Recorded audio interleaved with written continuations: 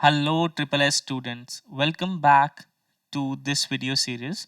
My name is Aksham Madia और हम लोग डिस्कस कर रहे हैं साइंस के प्रीवियस ईयर क्वेश्चंस जो बहुत जो ये पुराने पुराने एग्जाम्स में पूछे गए हैं। तो हम लोगों का टारगेट है 1000 MCQs को कंप्लीट करने का। अभी तक हमने जो प्रीवियस 2 वीडियोस में टोटल 100 MCQs कंप्लीट कर लिए हैं और इस वीडियो में जो MCQs हम लोग डिस्कस करने वाले हैं हम लोग करेंगे फ्रॉम 101 ऑनवर्ड्स।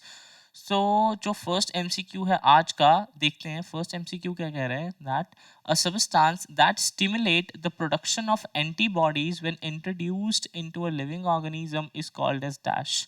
देखो, जब भी किसी कोई भी एक ऑर्गेनिज्म है उसकी बॉडी है, ठीक है। अब इस बॉडी के अंदर क्या होगा, अगर कोई वायरस अटैक करेगा या कोई बैक्टीरिया अटैक करेगा तो वो क्या करेगा, कुछ एंटीजन्स को यहाँ पे रिलीज कर देगा, कुछ एंटीजन्स को यहाँ पे रिलीज कर देगा और ये एंटीजन्स जो हैं ये क्या करेंगे, इस बॉडी में क्या करेंगे, डिजीज को कॉज करेंगे। अब इस बॉडी को इस डिजीज से प्रिवेंट करने के लिए दो चीज़ें होती हैं। एक तो चीज़ ये होती है जब एंटीजन्स बॉडी में आ जाएंगे तो एंटीजन्स क्या करेंगे, वो वाइट ब्लड सेल्स को क्या करेंगे, स्टिमुलेट करेंगे। वाइट ब्लड सेल्स को स्टिमुलेट करेंगे तो वाइट ब्लड सेल से क्या प्रोड्यूस करेंगे, ये एंटीबॉडीज प्रोड्यूस करेंगे और ये एंटीबॉडीज जो हैं ये हमारी बॉडी को प्रोटेक्ट करेंगी इन एंटीजन से।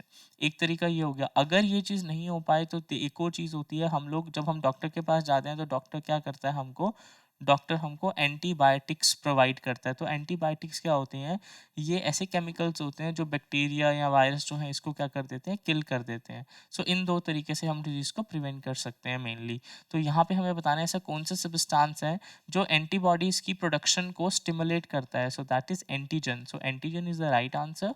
Antigens stimulate the production of the antibodies when introduced into a living organism. ठीक है, next one. Darwin finches refer to a group of dash. Darwin जो है, ये जो साइंटिस्ट हैं जिन्होंने एवोल्यूशन पे काम किया हुआ है, थ्योरी ऑफ एवोल्यूशन, जब ये अपना काम कर रहे थे तो इन्होंने स्टडी करा था गैलगापोस आइलैंड पे जो कि यूकाडोर में है। तो ये जिस पे इन्होंने स्टडी करा था जिस ऑर्गेनिज्म पे, दैट इज नोन एज, वो बर्ड्स थे बेसिकली। उन बर्ड्स को क्या बोलते हैं, फिंचेस बोलते हैं। So the right answer here is birds. इन्होंने इन पे स्टडी करा था एवोल्यूशन का कॉन्सेप्ट। उसके बाद है 103, the tissue in man where no cell division occur after the birth is that. ऐसा कौन सा टिश्यू होता है जिसमें सेल डिवीजन जो है वो नहीं होती बर्थ के बाद में। तो देखो, सेल्स, बहुत सारे सेल्स जब मिलते हैं एक specific kind of function perform करते हैं तो वो क्या बनाते हैं, टिश्यू।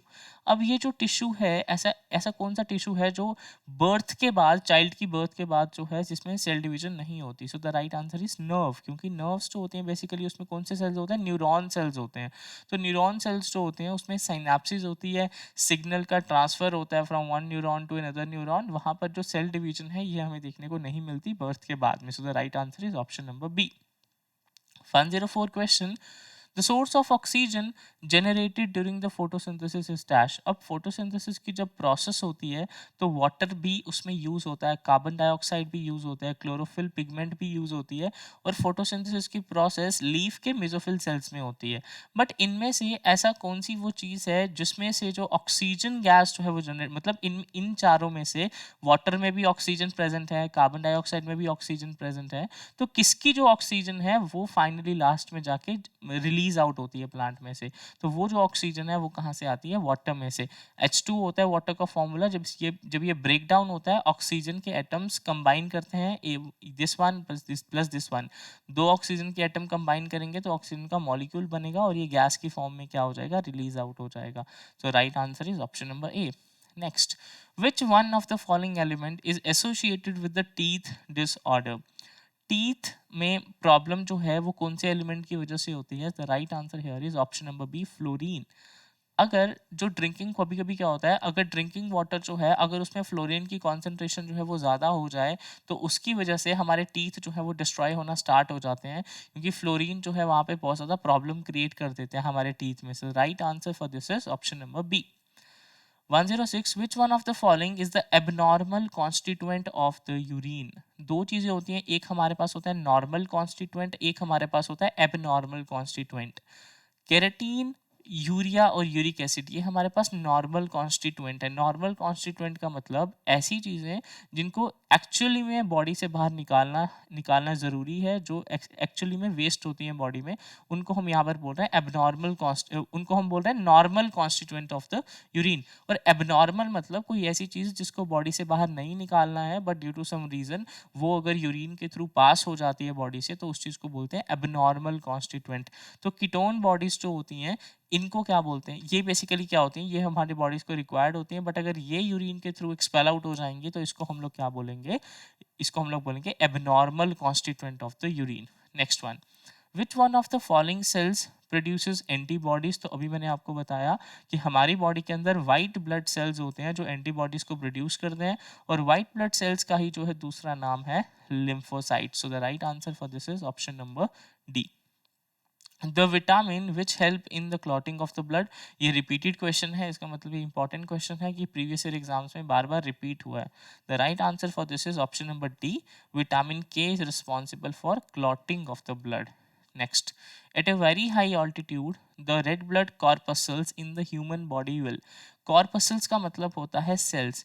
अगर कोई एक बहुत ज़्यादा ऑल्टीट्यूड है, अगर किसी पर्सन को मतलब इस स्पॉट से इस स्पॉट पे जो है वो ट्रैवल करना है, जैसे ही वो धीरे धीरे ट्रैवल करेगा तो प्लांट्स जो है या वेजिटेशन जो है वो डिक्रीज होते जाएगी, जैसे जैसे वो ऊपर की तरफ बढ़ता जाएगा तो वेजिटेशन डिक्रीज होते जाएगी, वेजिटेशन डिक्रीज होते जाएगी तो ऑक्सीजन भी डिक्रीज होते जाएगी। बट बॉडी की डिमांड तो सेम ही रहेगी ना, जितनी बॉडी को ऑक्सीजन ग्राउंड पे चाहिए उतनी उसको ऊपर भी चाहिए। तो वहाँ पर क्या होगा, जो बॉडी के अंदर रेड ब्लड सेल्स होंगे उनमें डिवीजन जो होगा वो फास्ट हो जाएगा, क्योंकि ऑक्सीजन का अमाउंट जो होगा वो धीरे धीरे कम होता जाएगा। तो ज़्यादा से ज़्यादा आरबीसीज बनेंगे जो कि ज़्यादा से ज़्यादा ऑक्सीजन को क्या करेंगे, अपने मतलब हीमोग्लोबिन प्रेजेंट होता है रेड ब्लड सेल के अंदर, हीमोग्लोबिन के साथ उस ऑक्सीजन को बाइंड करके उसको ट्रांसपोर्ट करेंगे और हमारी बॉडी की जो ऑक्सीजन रिक्वायरमेंट है उसको फुलफिल करेंगे। तो जब ऑल्टीट्यूड पे कोई पर्सन जाता है या फिर ऑल्टीट्यूड पे क्या होता है, रेड ब्लड सेल्स जो है उनका नंबर इंक्रीज हो जाता है। So the right answer is option number C. Next, a test tube baby means dash. अब टेस्ट ट्यूब बेबी मतलब हमने देखना है कि टेस्ट ट्यूब बेबी के लिए इनमें से कौन सा ऑप्शन जो है वो करेक्ट है। First one, a baby grown in a test tube, no, baby जो है उसको पूरा का पूरा टेस्ट ट्यूब में ग्रो नहीं करते हैं। जो फर्टिलाइजेशन वाला पार्ट है उसको हम लोग लेबोरेटरी में करते हैं। टेस्ट ट्यूब का मतलब ये नहीं है कि जो हम इस तरीके से टेस्ट ट्यूब देखते हैं इस टेस्ट ट्यूब के अंदर कुछ हो रहा है, नो, टेस्ट ट्यूब का मतलब है कि लेबोरेटरी कंडीशंस में। तो फर्स्ट इज रॉन्ग।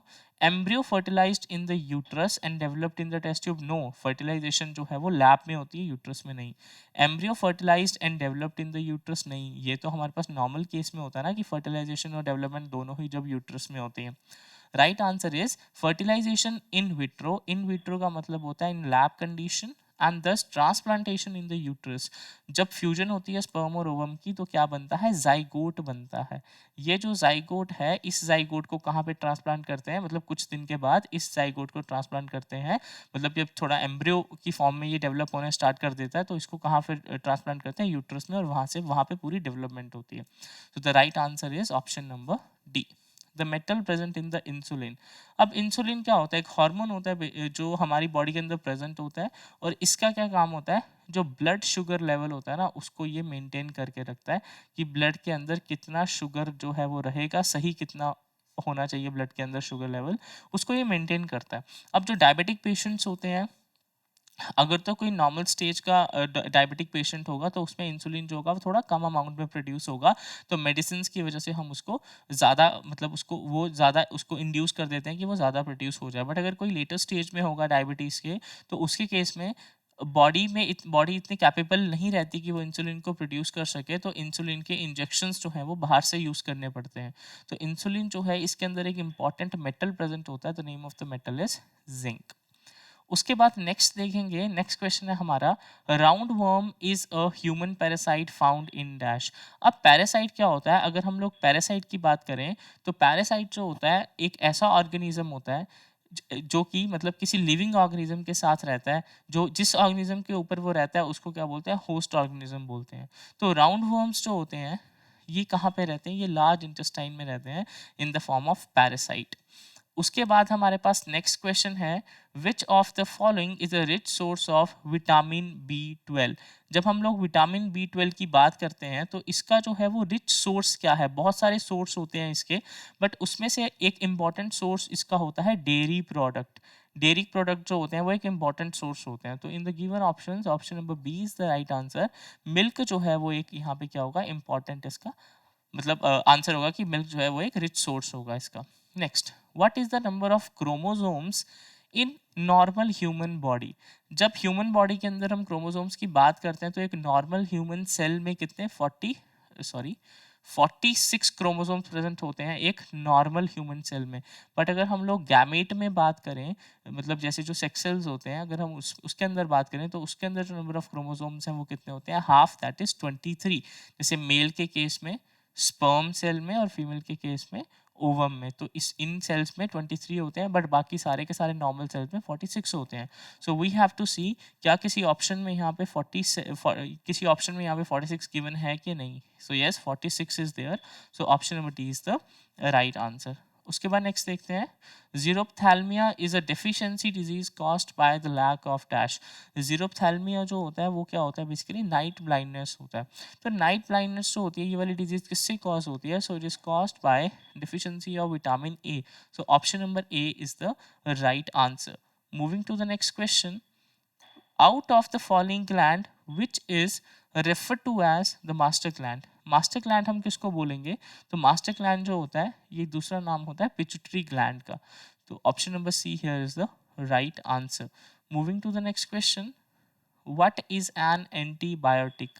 एंटीबायोटिक जो डॉक्टर्स हमें प्रिस्क्राइब्ड करते हैं वो बेसिकली क्या होता है? सबसे पहले तो वो क्या होता है, एक सिंथेटिक कंपाउंड होता है जिसको मतलब लेबोरेटरीज वगैरह में बनाया गया होता है, तो वो एक सिंथेटिक कंपाउंड होता है। अब वो जो कंपाउंड होता है हमने बताना है कि इसमें सही स्टेटमेंट कौन सी है। फर्स्ट स्टेटमेंट कह रहा है a chemical compound produced by the living organism. No, this is wrong. A chemical synthesized by the living organism that inhibit the growth of microbes. This is also wrong.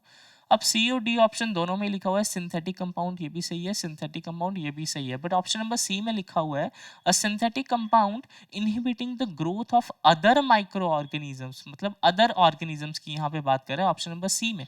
और option number D में कह रहा है synthetic compound inhibiting the growth of bacteria. This is the right answer, क्योंकि antibiotic जो होता है उसको हम लोग यूज करते हैं, क्योंकि एंटीबायोटिक जो होता है वो किसकी ग्रोथ को इनहिबिट करता है, बैक्टीरियाज की या कुछ वायरसेस की। बट ऑप्शन नंबर सी में लिखा है कि अदर ऑर्गेनिज्म, तो वो एक जनरल चीज लिखी है जो कि यहाँ पे गलत है। So option number D is the right answer.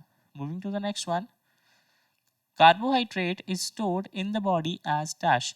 अब कार्बोहाइड्रेट की जब हम बात करते हैं तो कार्बोहाइड्रेट जो है वो बॉडी में किस फॉर्म में स्टोर होता है? सो कार्बोहाइड्रेट जो है वो बॉडी में स्टोर होता है ग्लाइकोजन की फॉर्म में।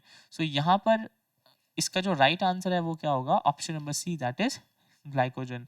जब भी बॉडी को रिक्वायरमेंट होगी कार्बोहाइड्रेट की या फिर ग्लूकोज की, तो क्या होगा, ये ग्लाइकोजन जो है वो ब्रेक डाउन होगा और जिस कार्बोहाइड्रेट की रिक्वायरमेंट होगी वो बॉडी को मिल जाएगा। Moving to the next one, okay, which was the first enzyme isolated in the pure crystalline form? पहले से ही इसका आंसर मार्क है, बट डोंट वरी, मतलब हमें बताना है कि ऐसा पहला कौन सा एंजाइम था जिसका प्योर क्रिस्टलाइन फॉर्म में जिसको आइसोलेट किया था, जिसका स्ट्रक्चर हमने स्टडी किया था। सो the right answer is amylase. The name of that enzyme is amylase. Static question है, कुछ क्वेश्चन स्टैटिक होते हैं, कुछ समझने वाले होते हैं। So the next one is process of digestion is helped by dash. Digestion की जब हम लोग बात करते हैं तो डाइजेशन की प्रोसेस में कौन रिस्पॉन्सिबल होता है डाइजेशन करवाने में? The right answer is enzyme. बहुत सारे एंजाइम्स जो होते हैं वो रिस्पॉन्सिबल होते हैं इस प्रोसेस को करवाने में। Now, which is the organ that excrete water, fat and various catabolic waste? हमारी बॉडी के अंदर ऐसा कौन सा ऑर्गन है जो वेस्ट को सिक्रीट करने में हेल्प करता है? जैसे वाटर वेस्ट हो, वाटर को रिलीज आउट करने में, कैटाबॉलिक वेस्ट को रिलीज आउट करने में, तो उसमें एक्सक्रीटरी ऑर्गन जो है वो कौन सा है? Kidney. So the right answer is option number ए। उसके बाद 122 क्वेश्चन, तो 122 क्वेश्चन को ध्यान से देखेंगे।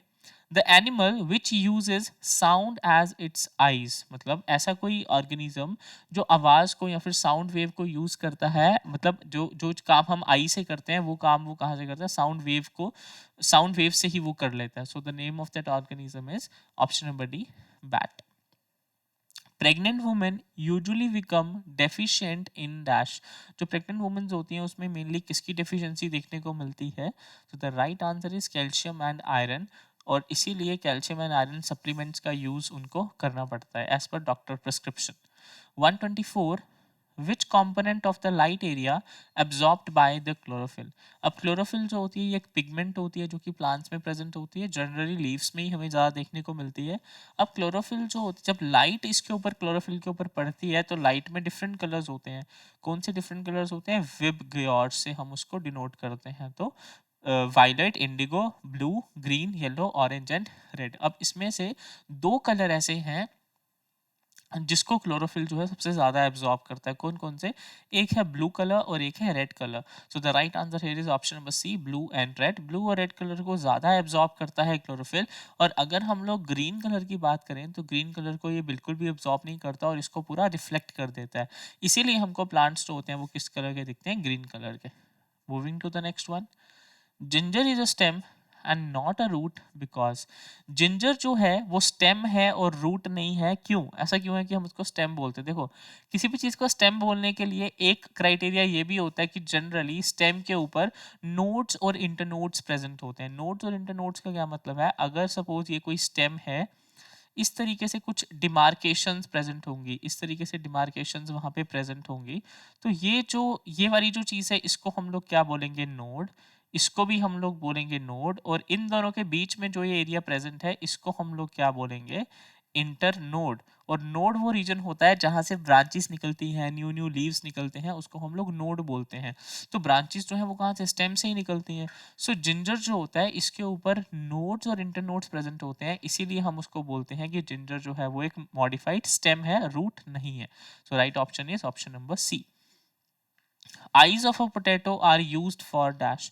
जब हम लोग पोटैटो की बात करते हैं तो पोटैटो के अंदर अगर आपने ऑब्जर्व किया होगा कुछ इस तरीके से आई लाइक स्ट्रक्चर होता है, मतलब इस तरीके से कुछ डॉट डॉट स्ट्रक्चर जैसे वहां पर प्रेजेंट होते हैं, हल्के से डिप्रेशन टाइप। उसको हम लोग क्या बोलते हैं? आईज बोलते हैं, पोटैटो की आईज। अब वो जो आईज हैं, अगर हम उस पोटैटो को एज इट इज लेके मिट्टी में, सॉइल में उसको सो करेंगे तो वहां से क्या होगा? जो वो ये वाली जो आईज होंगी उसकी जितनी भी, यहाँ से न्यू न्यू प्लांटलेट जो है वो अराइज होना स्टार्ट हो जाएंगे। सो इसका मतलब आइज जो पोटैटो की है वो किस लिए यूजफुल होती है? वेजिटेटिव प्रोपोगेशन के लिए। Next one, taenia solium lives as a parasite in dash. जब हम लोग टेनिया सोलियम की बात करते हैं, जिसको टेपवर्म बोलते हैं, टेनिया सोलियम उसका साइंटिफिक नेम है, तो ये भी पैरासाइट की तरह रहता है। ये जो वर्म है ये पैरासाइट की तरह कहाँ पे रहता है? In the intestine of man and women. So the right answer is option number C. An ant can see the object all around it due to the presence of dash. एंट जो है वो अपने आगे पीछे सारे ऑब्जेक्ट्स को देख सकती है बिकॉज ऑफ डैश। उसमें जो आईज होती हैं, अब वो आईज कौन सी टाइप की होती हैं? सिंपल, या फिर eyes over the head, well developed eyes, या फिर कंपाउंड आईज। तो उस टाइप की आई जो एंट में प्रेजेंट होती है उसको हम लोग क्या बोलते हैं? Compound I. So option number D is the right answer. Next question, what is the approximate time required for a heartbeat? सो जब भी हम लोग हार्ट बीट की बात करते हैं तो एक कंप्लीट हार्ट बीट में क्या साउंड आती है? लब डब की साउंड आती है एक कंप्लीट हार्ट बीट में। अब ये जो लब की साउंड है इसके लिए 0.4 सेकेंड लगते हैं और डब की जो साउंड है इसके लिए 0.4 सेकेंड लगते हैं। तो टोटल जो है वो कितना हो गया? 0.8 सेकेंड। तो एक जो पूरी हार्ट बीट है, लब डब जो एक साउंड है हार्ट बीट की, उस हार्ट बीट में कितना टाइम लगता है? मतलब उसकी मतलब कितना अप्रोक्सीमेट टाइम जो चाहिए होता है? That is 0.8 second. So the right answer is option number B. Moving to the next one, which of the following element is obtained from the sea algae. So अगर हम लोग सी की बात करें तो उसमें से मेनली जो एलिमेंट जो हमें मिलता है वो कौन सा है? Is it argon, sulphur, vanadium, या फिर iodine? So the right answer here is iodine, जो मेनली हमें सी से मिलता है। Moving to the next one, which of the following is not a component of the chlorophyll? Chlorophyll का structure की अगर हम लोग बात करें, क्लोरोफिल पिगमेंट होती है जो प्लांट्स को ग्रीन कलर प्रोवाइड करती है। तो क्लोरोफिल के अंदर हाइड्रोजन भी प्रेजेंट होता है, उसके स्ट्रक्चर में हाइड्रोजन भी प्रेजेंट होता है, कार्बन भी प्रेजेंट होता है। मैग्नीशियम जो है ये तो one of the important element है जो किसमें प्रेजेंट होता है? क्लोरोफिल में। क्लोरोफिल और इसी के साथ साथ अगर हम लोग हीमोग्लोबिन, क्लोरोफिल और हीमोग्लोबिन की अगर हम लोग बात करें तो क्लोरोफिल के अंदर जो है मेन एलिमेंट जो प्रेजेंट होता है सेंटर में, दैट इज मैग्नीशियम। और अगर हीमोग्लोबिन की बात करें उसमें जो मेन एलिमेंट प्रेजेंट होता है दैट इज आयरन। इसके अलावा बहुत हद तक इनका स्ट्रक्चर जो होता है वो सिमिलर होता है। तो हाइड्रोजन, मैग्नीशियम, कार्बन तो प्रेजेंट है, तो क्या चीज़ प्रेजेंट नहीं है? कैल्शियम। तो कैल्शियम जो होगा वो राइट आंसर होगा, क्योंकि कैल्शियम जो है वो इसका कॉम्पोनेंट, क्लोरोफिल का कॉम्पोनेंट नहीं है। Next one, which of the following is the largest living bird? अब ये भी क्वेश्चन हमारा रिपीट है, ये क्वेश्चन पहले भी पूछा गया है प्रीवियस ईयर एग्जाम्स में। तो the right answer for this is option number B, ostrich. In which of the following generally hormone is not found? इन चारों में से ऐसा कौन सा ऑर्गेनिज्म है जिसमें हार्मोन जो है वो हमें नहीं देखने को मिलते? देखो, हार्मोन्स जो होते हैं वो क्या होते हैं? हार्मोन्स मतलब कुछ ऐसे केमिकल्स होते हैं, इनको हम लोग केमिकल मैसेंजर्स भी बोलते हैं, क्योंकि ये हार्मोन जो होते हैं वो कुछ मैसेजेस को ट्रांसफर करते हैं बॉडी के एक पार्ट से बॉडी के दूसरे पार्ट में, जहाँ उसकी रिक्वायरमेंट होती है। अब देखो, रैट है या फिर मॉन्की की बात करें या फिर कैट की बात करें, इनमें तो हार्मोन्स प्रेजेंट होते हैं। बट अगर बैक्टीरिया की बात करें तो बैक्टीरिया में बहुत रेयर है कि वहाँ पर ये हार्मोन प्रेजेंट होंगे। इसीलिए क्वेश्चन में एब्सोल्यूट स्टेटमेंट नहीं दी है, क्वेश्चन में जनरल स्टेटमेंट दी हुई है। So the right answer here is option number C, bacteria. Next one, the causative organism of dengue fever is dash. अब डेंगू फीवर जो है ये क्या है? एक वायरल डिजीज है। तो ये किसकी वजह से कॉज होती है? एक वायरस की वजह से कॉज होती है। So the right answer here is option number D, that is virus. Next one, which of the following is considered to be the best cholesterol? Cholesterol की जब हम लोग बात करते हैं तो उसमें से जो बेस्ट कोलेस्ट्रॉल होता है that is high density lipoprotein. High density lipoprotein chloroplast, HDL जो क्लोरोप्लास्ट होता है, सबसे best chloroplast, not chloroplast, cholesterol. HDL cholesterol जो है वो सबसे बेस्ट कोलेस्ट्रॉल होता है, और ये बाकी हार्मफुल जो कोलेस्ट्रॉल्स वगैरह होते हैं उनको भी डिस्ट्रॉय कर देता है। So the right answer is option number C. Next is thalassemia is a hereditary disease, it effect dash. Hereditary disease का ये मतलब होता है जो पास होती है फ्रॉम जनरेशन टू जनरेशन। जैसे पेरेंट्स, अगर वो पेरेंट्स में है तो पेरेंट्स में से उनके ऑफस्प्रिंग में पास होगी, फिर जो ऑफस्प्रिंग्स हैं जब वो पेरेंट बन जाएंगे तो उनके ऑफस्प्रिंग में भी पास होने के चांसेस हैं। उसको हम लोग हेरिडिटरी डिजीज बोलते हैं। अब ये जो थैलेसीमिया डिजीज है ये किस चीज़ को इफेक्ट करती है? तो इस डिजीज में क्या होता है कि बॉडी के अंदर जो ब्लड होता है, ब्लड में आरबीसीज जो रेड ब्लड सेल्स होते हैं उसमें हीमोग्लोबिन होता है।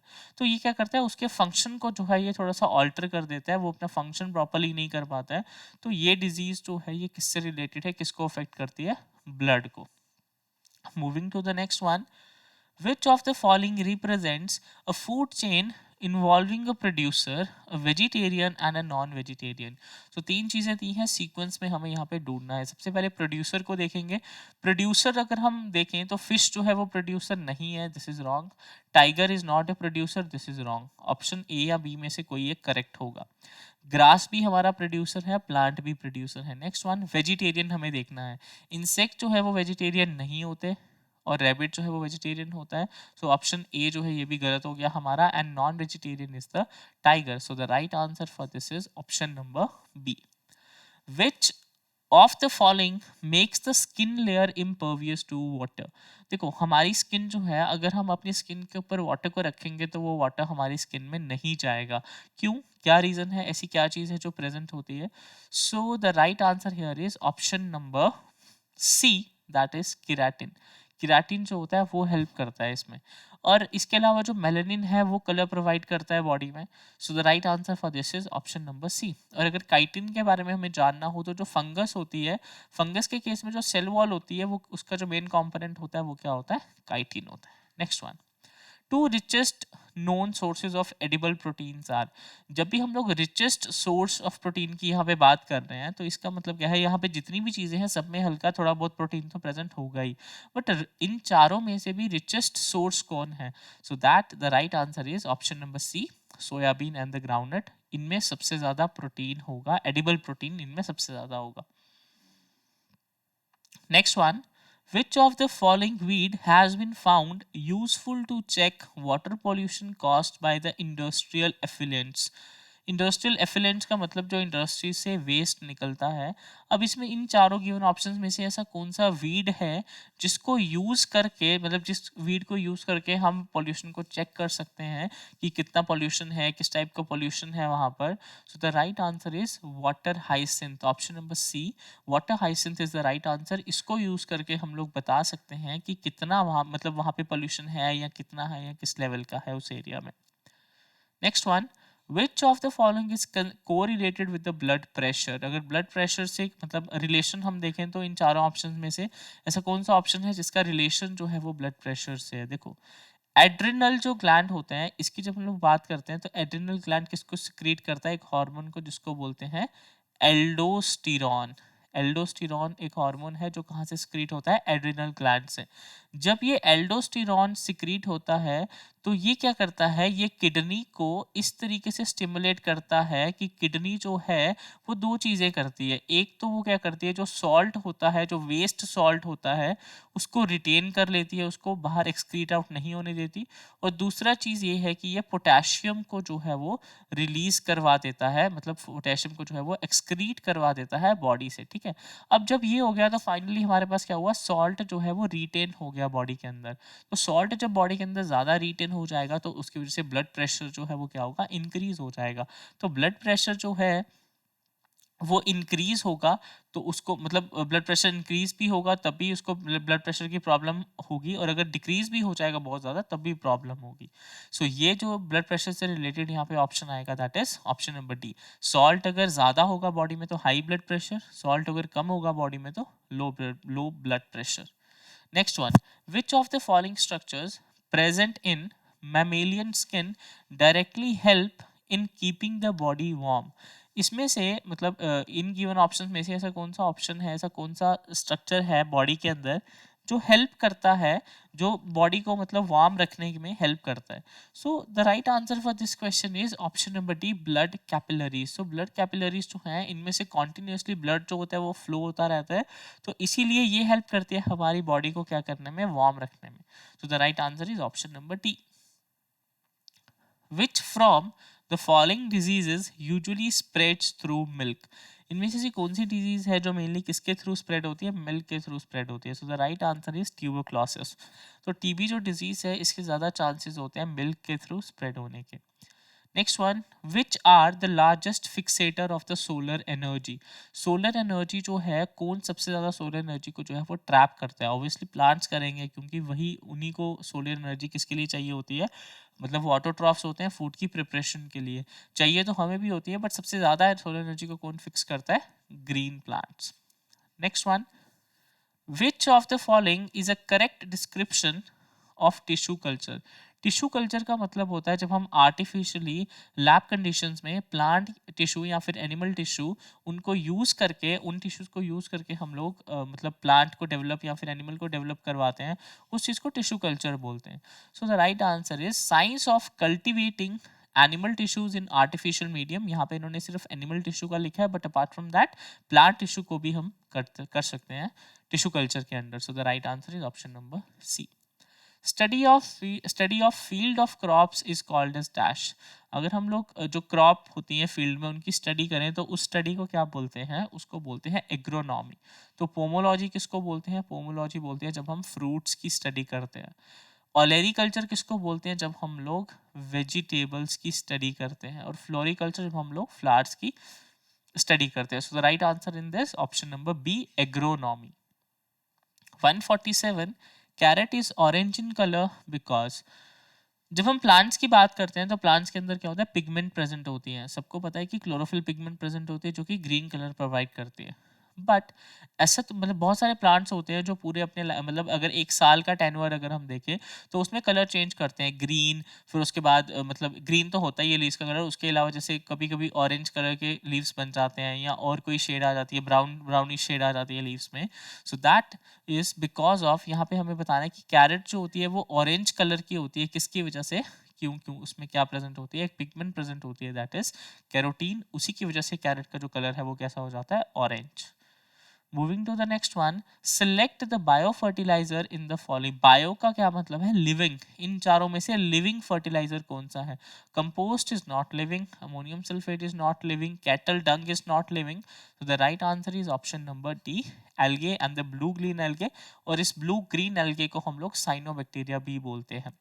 In the next question, you have to tell me what is the full form of infectious disease SARS। SARS की क्या full form है? So the right answer for this is severe acute respiratory syndrome। So option number B is the right answer। And moving to the last question for today, insect responsible for transmitting the disease। जो insect disease को transmit करते हैं, उन insects को हम लोग क्या बोलते हैं? They are known as vectors, उनको हम लोग वेक्टर बोलते हैं। सो ये कुछ क्वेश्चंस है जो आज के सेशन में हमने यहाँ पे डिस्कस किए। आई होप थोड़ा बहुत आइडिया आपको हो गया होगा इन क्वेश्चंस का। तो इसी तरीके से हम लोग सीरीज को कंटिन्यू रखेंगे, ट्राई करेंगे। पहले हम बायोलॉजी के क्वेश्चंस को डिस्कस कर रहे हैं, तो होपफुली 300 पहले हम इसके डिस्कस कर लेंगे। So this is for this particular video. Thank you so much for watching this. So all the best, goodbye, take care all of you.